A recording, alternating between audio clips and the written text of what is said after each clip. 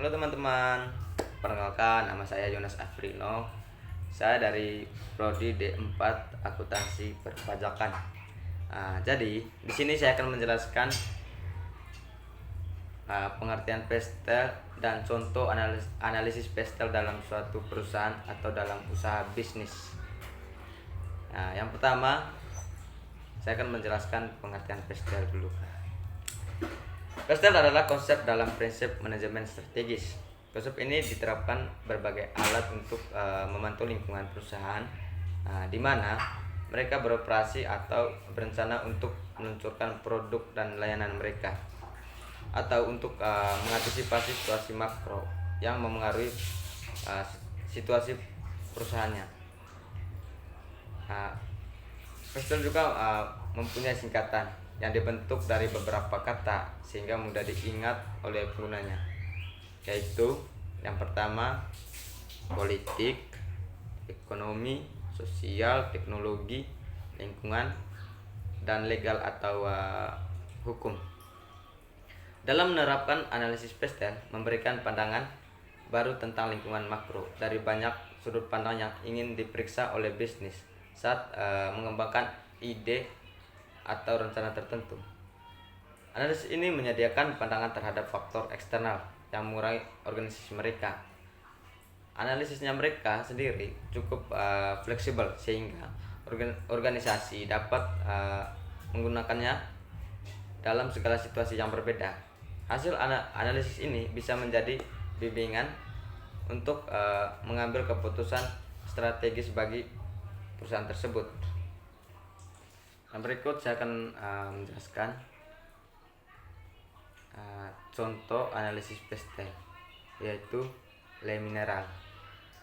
Le Mineral adalah sebuah merek air minum dalam kemasan atau singkatannya itu AMDK yang ada di Indonesia, diproduksi oleh PT Tirta Presindo Jaya yang bergerak di bidang minuman. Selain Le Mineral, perusahaan ini juga memproduksi teh pucuk harum, kopiko, dan kue guava. Le Mineral hadir melayani kebutuhan konsumen Indonesia sejak tahun 2015. Sebagai merek yang relatif baru, Le Mineral gencar melakukan serangkaian promosi di sejumlah media, baik televisi maupun online, demi meningkatkan kesadaran. Sesuai namanya, Le Mineral terletak pada kandungan mineral alami. Kandungan ini tercantum dalam badan botol dan diyakini sebagai pembeda antara Le Mineral dengan merek lain. Le Mineral sudah memasuki pangsa pasar dan mendapatkan respon positif dari masyarakat Indonesia. Dan produk ini memiliki harga yang relatif murah, bahkan lebih murah dari beberapa produk yang serupa, dan memiliki rasa enak dan kemasan yang bagus sehingga memikat pelanggan dengan cepat. Produk Le Mineral bisa membuat kemasan dalam bentuk cup ataupun ukuran yang lebih kecil. Le Mineral juga bisa memasarkan produknya dengan membuat stand-stand di supermarket ataupun di pasar dan tempat lainnya. Dengan distribusinya, produk Le Mineral di beberapa kota-kota besar membuat masyarakat tidak asing dengan produk Le Mineral, sehingga menarik minat masyarakat untuk membeli produk Le Mineral. Dan tidak asing lagi produk Le Mineral bagi masyarakat, membuat munculnya keinginan dan hasrat masyarakat untuk membeli produk Le Mineral. Baik, yang berikutnya analisis pestel Le Mineral. Yang pertama, politik. Undang-undang perlindungan alam. Adanya undang-undang perlindungan alam maka akan menjadikan kendala bagi Le Mineral karena air yang diproduksi berasal dari alam. Yang berikut, peraturan ekspor impor. Apabila pemerintah membuat peraturan ekspor impor yang terlalu rumit, maka akan menjadi kendala Le Mineral dalam mengekspor produknya. Yang berikut, perubahan undang-undang perpatenan. Dengan adanya perubahan undang-undang perpatenan, maka akan menyulitkan lem mineral untuk tetap menggunakan merek tersebut. Yang kedua, ekonomi. Tingkat produktivitas kerja. Apabila produktivitas kerja menurun, maka akan berdampak pada pendistribusian produk yang akan menurun dan akan mengecewakan konsumen, karena pemerintah akan produk tidak terpenuhi secara maksimal.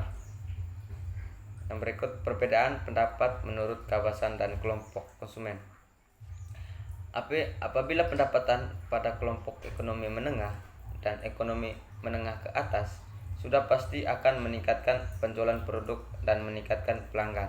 Tetapi apabila pendapatan kelompok menengah ke bawah yang biasanya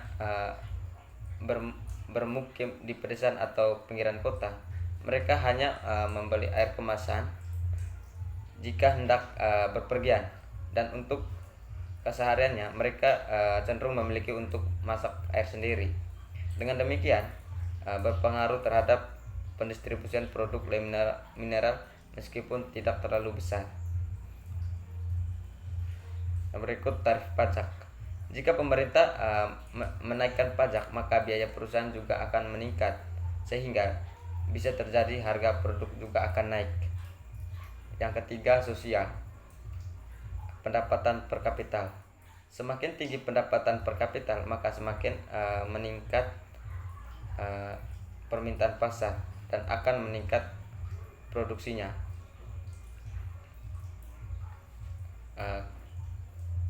Kemacetan lalu lintas. Apabila tingkat kemacetan lalu lintas tinggi, maka akan meningkat produksi air lem mineral.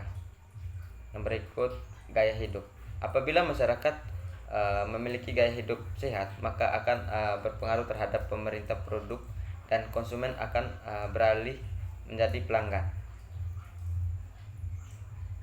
Lingkungan dalam kota. Apabila lingkungan dengan cuaca yang panas akan berpengaruh terhadap peningkatan pemerintah, tetapi apabila lingkungan dengan cuaca yang dingin, maka permintaan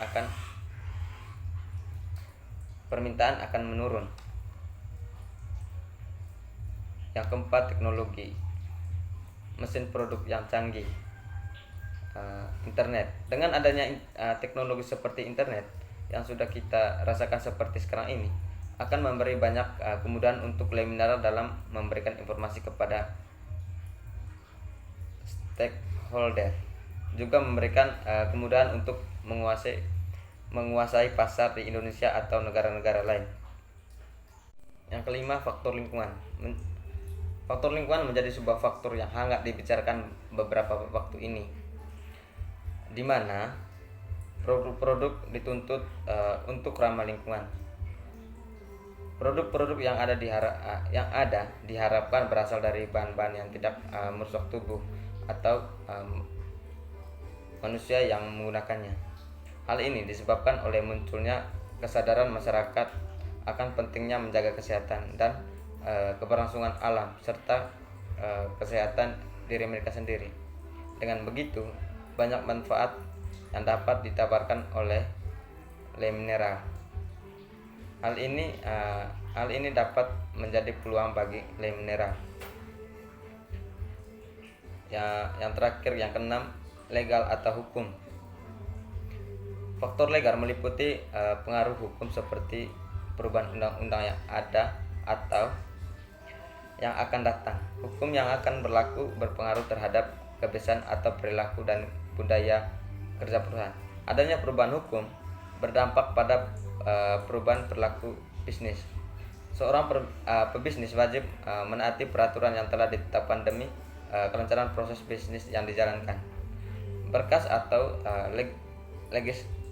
legalitas yang dibutuhkan, misalnya pembuatan tanda daftar perusahaan, TDP, surat izin usaha perdagangan, SIUP yang wajib dimiliki oleh seluruh pengusaha, dan NBP.